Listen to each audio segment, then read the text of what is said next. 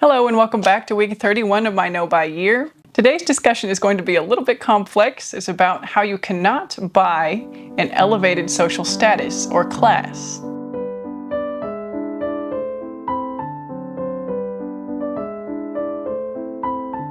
So I think one of the popular motivations for buying especially expensive things that's floating around is the notion that we can buy an elevated class status or kind of signal that our economic position is good or bad in the things that we display, the things that we buy, the things that we show, the house that we live in, the car that we drive, and the list goes on. And while it might be common knowledge that we know we can't buy class, we can't buy things like style, no matter how much luxury we have, it doesn't change our actual situation, our actual numbers in our bank account or in our retirement fund.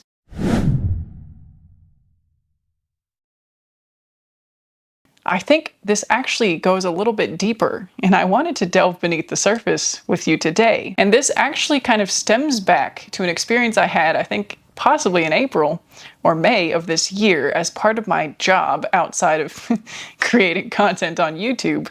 And this is where I mentioned that I'm a musician. And we had to do a diversity and inclusion workshop, as you do in many places of work. And one of the categories of diversity that we were considering was class or social status. Again, forgive me if this seems painfully obvious to many of you out there. And if it does, feel free to leave this video and come back for the next one if you feel like it, or don't. But I had a realization in that workshop that all of us in that room were part of the working class, as in we were going to have a job to continue living. And when I previously thought about things like class, it was in relation to the working class as a whole. As a kid, I had the concept of, okay, there were people like kings and royalty, literal royalty, who maybe didn't have to work for their living. But I suppose you could even argue that being a part of the monarchy is work, it is a job. So there's that. But as a child, going back to what I thought, I had this notion of kings and royalty that didn't have to work if you were a princess and all that. And then the notion of people that had to work very, very hard. So the peasants or the lower class workers or blue collar jobs, whatever one chooses to call them.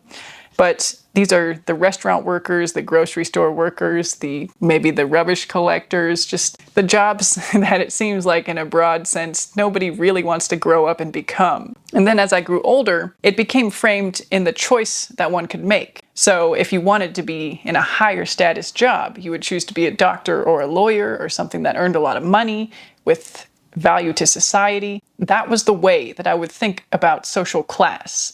And I would be mentally kind of comparing in my mind, if you were a doctor versus even somebody like a teacher, maybe the doctor would have a little bit of a higher social class. And again, I'm not saying that this is the way it is or this is right. I'm just explaining that this was me growing up as a member of the working class. The middle class, largely in America, partly in New Zealand, which are both, one might say, developed nations. But what struck me in a bolt of realization in this diversity workshop was that with generational wealth and other class dynamics that I don't even know about because I'm not in that class, there are more than just the royalty of the world that don't have to work. In the workshop, I remember having the realization that, wait a second, we were also playing a very difficult and kind of physically taxing opera at the time. And you always kind of feel it when you're playing an opera because the performers are on stage. They get all the glory, the recognition, the flashy costumes. They get to sing, communicate with the audience. We're down in the depths of the pit. Nobody can see us. We're trying to follow the conductor who's trying to follow the singers. They're the rulers. We're the peasants in this scenario. So it's kind of maybe feeling it even more than usual. But I was feeling like, or I was having the realization that despite the thought that being a musician is actually a very privileged job, which I still believe. It's not that this erased that belief for me. But despite the fact that one has to have privilege to be a musician, there are times when even being a musician definitely feels like work. It definitely feels like something you wouldn't choose to do. And some of the times in the opera pit are those times where the music is not necessarily nice. It was also a modern opera, so it wasn't like beautiful Puccini music to listen to, Verdi, Mozart. It was, I'm not even going to name the composer because I'm not saying it was bad. I'm just saying it was modern. It took a lot of focus to play. It was more avant-garde, and it was more work for the musicians. There's more factors that come into play that are very, very niche, so I'm going to gloss over those for the purpose of this video and context. But in the diversity workshop setting, alongside the night shifts we were doing were the opera, and then one of the days we had the diversity workshop, and combined with that feeling of like, wow, this is actually work, and then the realization that class also means a level above the whole working class. Right? It doesn't matter if you're a doctor at the top of the working class or a grocery store checkout clerk or whatever it might be at the bottom of the working class who gets paid minimum wage. There's more of a class above that than I initially considered and realized. And there's been more and more exposure that people on social media are members of this class up here and not down here. Even though some of the members of this class do work, right? They get jobs, especially in the category of perhaps trust fund babies or kids who grow up going to college, getting qualifications, maybe working a job. They do it because they want to, not because they have to. They do it for something to do, for a way to live their lives, not because they have to do it or they won't be able to survive and pay their bills and provide for themselves and their eventual families. And again, you can look at me as a big fool for not realizing that before in the same way, but part of it might also be being on my no-buy year and having that kind of vague awareness floating around that part of the reason people buy stuff is to appear a certain way, to look a certain way, to have certain stuff. I think this is the designer market in a whole, right? Like, I've also seen articles that say how the biggest consumers of designer goods are not actually the wealthy. It's the working class trying to look wealthier. They're the ones who get a kick out of having something that's a status symbol. For the ultra wealthy, they don't need to have the status symbol because for them it's truly a choice, and an insignificant choice at that. If they want to drop $10,000 on a handbag, it makes no difference to them, whereas for somebody in the working class, it makes a great deal of difference. And so to have it is more meaningful. And I just never understood this in the same way before. Now, I'm not a designer label person. That level of performative luxury has never appealed to me. In fact, it's the opposite, where I would be embarrassed to have people think that I'd spent $10,000 on a handbag. That being said, I know I have a collection back here that might embarrass some other people, so it's all relative, it's all a spectrum. But I just, again, call me a fool for not having the realization in the same visceral way before. But in that workshop, I finally realized it's been like this since the beginning of history, where the kings of the courts and the noblemen would employ musicians, and musicians relied on them for their patronage in order to do what they do.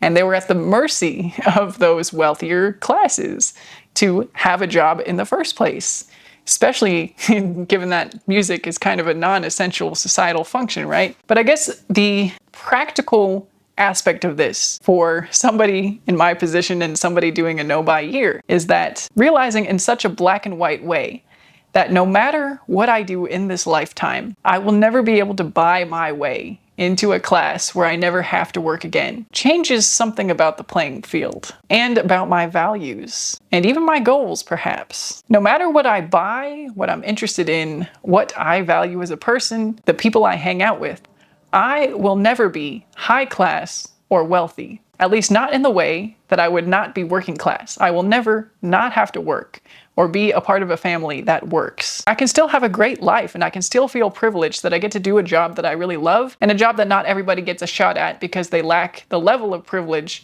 to have access to lessons and instruments and the things you need to acquire the skills to do the job. But now when I hear people talk about privilege, I understand that the spectrum is much greater than I was thinking about in my own narrow focus of the class that I'm a part of. The other thing that interests me about this is that as I'm having these realizations, the urge to shop is also leaving me. And I wouldn't initially have told you that these were connected because to me, I was not trying to buy my way into a higher class. If you asked me, I wouldn't have said that that was why I shopped. I would have said I shop because I like the stuff, or I like expressing my style through fashion, or I like exploring new things, I like trying new things, I like collecting pull-in bags. I like exploring ideas in books. I like having a collection of sheet music. I wouldn't have been telling you that I want to buy an elevated social status. I wasn't the kind of person buying a fancy car or a designer bag. I was just buying the things that I thought I naturally liked. However, the fact that the urge to shop is diminishing as I'm having these realizations suggests to me that there is at least a tenuous connection between the expansion of my awareness and my shopping habits in the past. I'm also curious to know if any of my viewers think that they do shop to elevate their social status. And I do know that there are situations where having the right stuff does make you look more employable, or does elevate your position within the working class in order to get a better job in this class. Like, I'm not trying to say that that does not exist. I'm not trying to say you can't buy a better opportunity. And again, I was trying to communicate that a little bit in saying that I do still think that being a musician is a privileged job, because if you don't grow up with the resources to start developing the skills early, it is very unlikely to succeed in that field. So I absolutely believe that even within the working class, there's different levels of privilege, and having a wealthier standing within this class is advantageous and desirable. So maybe for some people, we're trying to be, within this working class box, we're trying to present here instead of here. And if you think that that's a part of why you shop, I would be so curious to hear from you. Like, if you have that kind of awareness in your own mind, what is that like? How does that feel? I'm expressing this very poorly, but I hope you understand my meaning. I don't mean to be putting anybody down or speaking from atop a pedestal in any way. The final part of this puzzle of class elevation and consumerism is that, in a way, it's almost like influencers who become wildly successful, wildly popular, almost represent the transition from somebody working class to somebody wealthy. And again, I think this further puts a spanner in the works. So what does it mean to be in this wealthy class, right? I think to be a part of this class, you don't have to work for money, and you have the foundation of wealth behind you as a part of your life from the get-go. I'm sure much greater minds than mine and specialists with the experience have also done work to describe what happens when somebody in the working class gets the wealth that elevates them up to this class.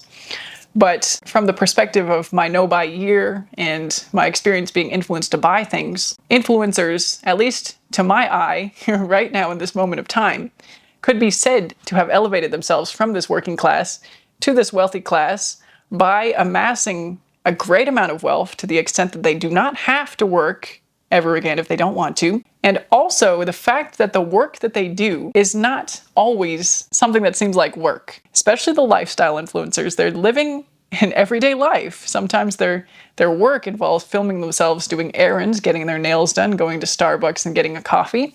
This does not seem like work. Even the filming and editing is something that many, many people do for free. It's because they enjoy sharing their lives in a way that's not motivated by the money. People would do it if they weren't paid.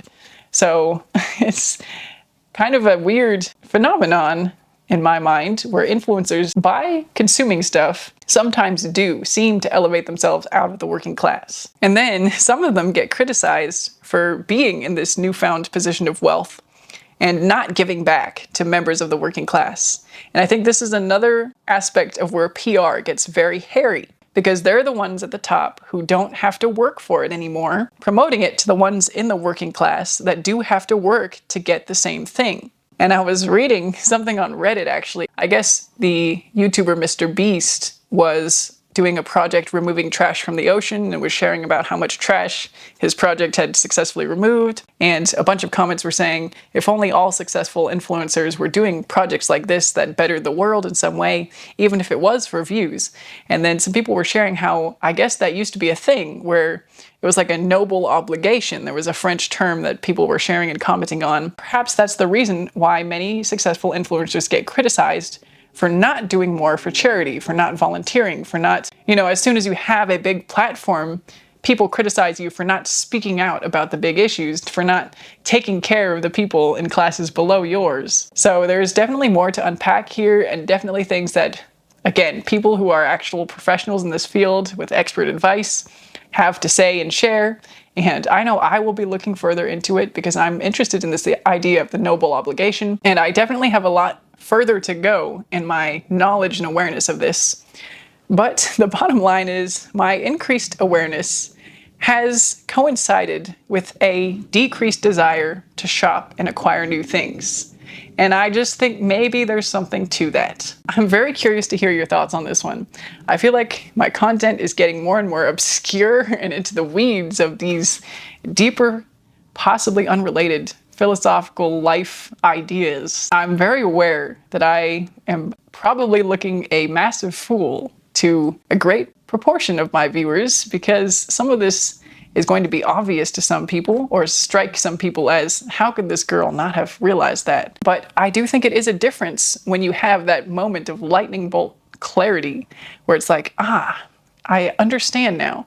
I was so distracted by the narrative that being a classical musician is a position of huge privilege that I didn't even consider that there are some people for whom music is a pure hobby, and they don't even have to work at anything, at any job, to live a good life because they have generational wealth. And so to some people, having to be a musician to survive as a job is not privileged at all. And my limiting view of only seeing through the eyes of somebody who's always had to work to live left me with kind of a closed perspective. And I guess the final message here is that people at the top of the companies of the products that we buy are in this class of being so wealthy that they don't have to continue to work to survive. But they're head of a corporation that profits off of selling things to those of us who have to work for it continuously. And that's an interesting thought too, and perhaps the biggest thought of my video. It's so interesting because I find that often these are my journal entries, right? My verbal journal entries.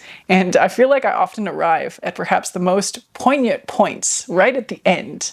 Probably right when my viewership is almost zero because everybody's gotten bored and clicked off. So if you're still here and you've heard the biggest idea of this video, let me know. Let me know if it was interesting. Let me know if you agree that there's some value here. But to bring it back to the video's thesis, I have finally realized that it is not possible to buy yourself an elevated social status. And in fact, the notion of working to buy things, to project an image of not having to be in the working class, of not having to work, is kind of ludicrous. And with that, I will bid you farewell, and I will see you in the next one. Hello, and welcome back to week 31 of my no-buy year. I'm going to adjust the camera a little bit, because I don't like how angled it is.